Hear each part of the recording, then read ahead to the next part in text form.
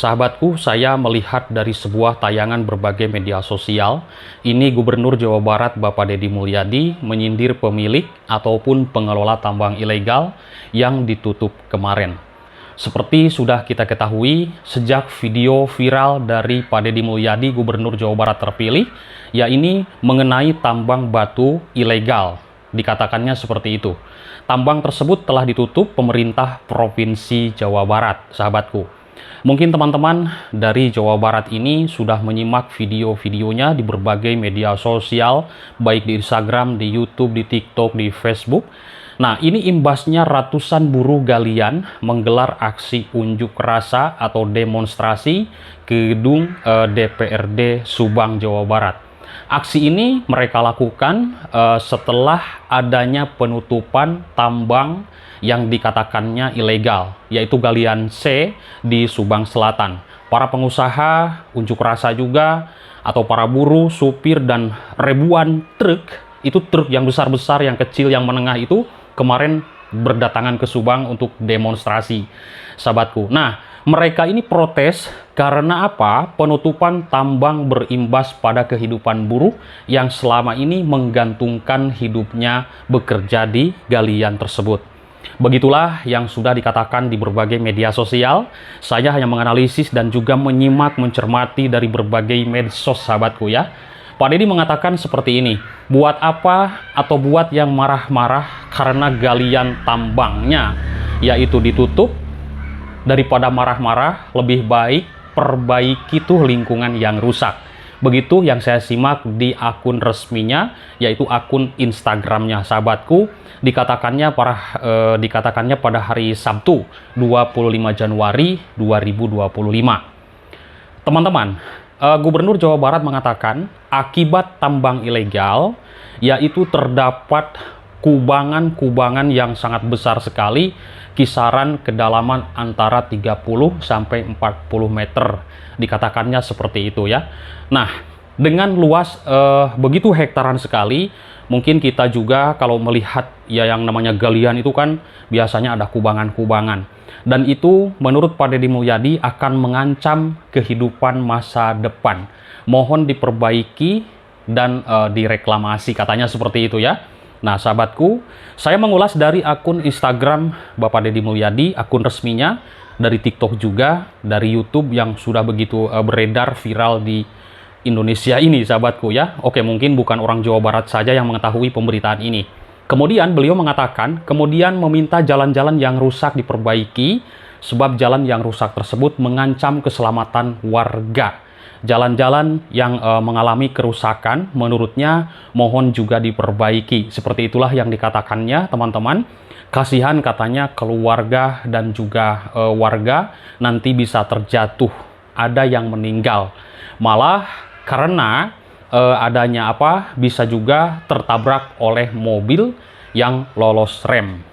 Begitulah yang dikatakan Pak Deddy Mulyadi ya teman-teman, karena katanya kendaraannya membawa beban berat, material bahan tambang yang sangat berat, keluarganya bisa menderita ketika ada sebuah kecelakaan, yaitu mereka kehilangan tulang punggungnya. Seperti itulah dari statement Pak Deddy Mulyadi yang saya simak di medsosnya, sahabatku. Oke, sahabatku, ini saya mengulas ya, ini tertarik juga dengan pemberitaan seperti ini, sahabat, karena di Subang ini memang banyak sekali terjadi hal-hal yang di luar dugaan, baik ada kasus-kasus yang belum sama sekali terungkap, baik ada kejadian-kejadian seperti kemarin tiba-tiba ada demo ke DPRD, pas saya lihat, oh ternyata iya ada galian yang ditutup oleh Bapak Gubernur terpilih ini, ya kan? Ya akhirnya menuai protes teman-teman dari berbagai kalangan, ya seperti para pengusaha dan juga dari para sopir dan juga buruh yang ada di tambang tersebut bekerja di sana. Teman-teman, simak video ini keterangan dari Bapak Deddy Mulyadi langsung. Teman-teman nanti kita simak bersama ya, karena saya hanya mengulas dari berbagai medsos dan ini langsung pernyataan dari Bapak Deddy Mulyadi, Gubernur Jawa Barat terpilih. Ini videonya, sahabatku. Pagi, indah di sini, olahraganya murah, cuman jalan. Semoga mau berjalan ya, karena kalau sudah sakit Kita capek harus belajar berjalan. Dibiasakan berjalan setiap pagi kalau ada waktu. Nih kalau di sini, nih gunung-gunung terlihat dan di balik itu Gunung Ciremai. Nah, Orang rame nanyain masalah tambang, ada unjuk rasa. Yang unjuk rasa saya paham. Satu, plat nomornya itu banyak yang luar malah, bukan di wilayah sekitar.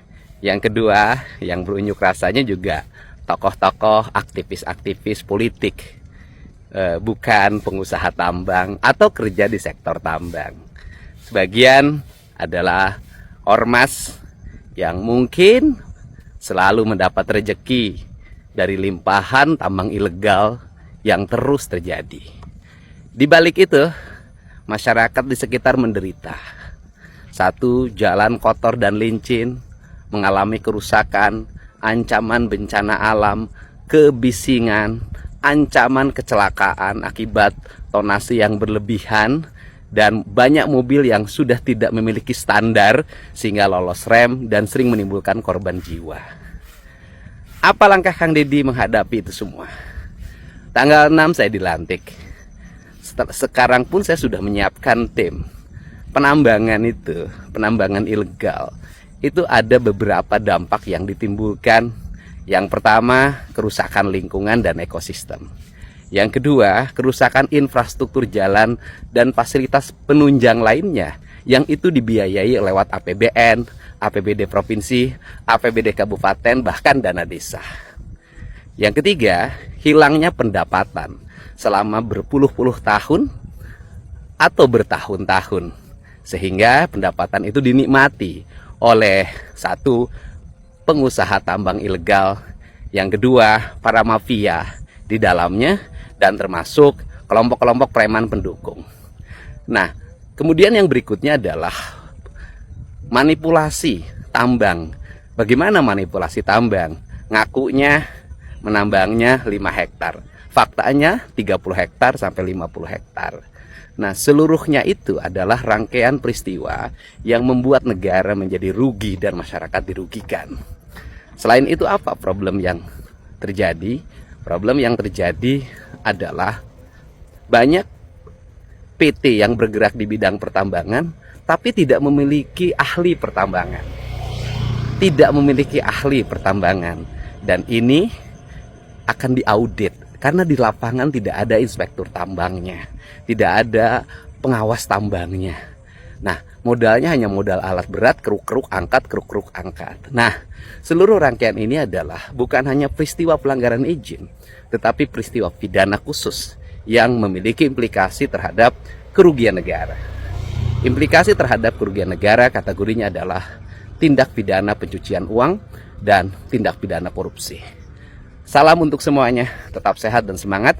Mari berpikir rasional dan berpikir jernih. Lapangan pekerjaan masih terbuka. Kita bisa bekerja di mana saja dan apa saja. Para petani di sini juga tetap bekerja dan hidup relatif sejahtera. Kemudian yang menjadi problem adalah banyaknya orang yang tidak mau bekerja, tapi tiap hari mabuk dan mendapat setoran dari mobil tambang dan dari penambang.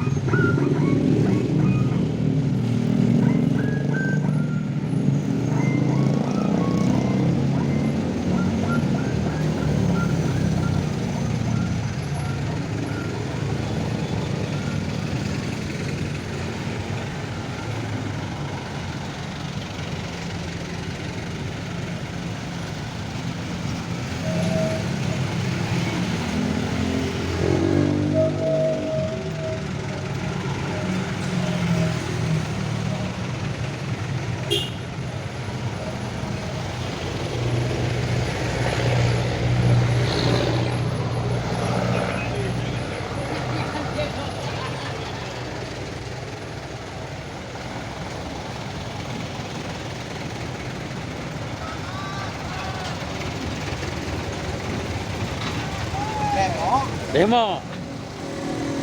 Kemana lu kok? Duka, kali ke Pemda paling ge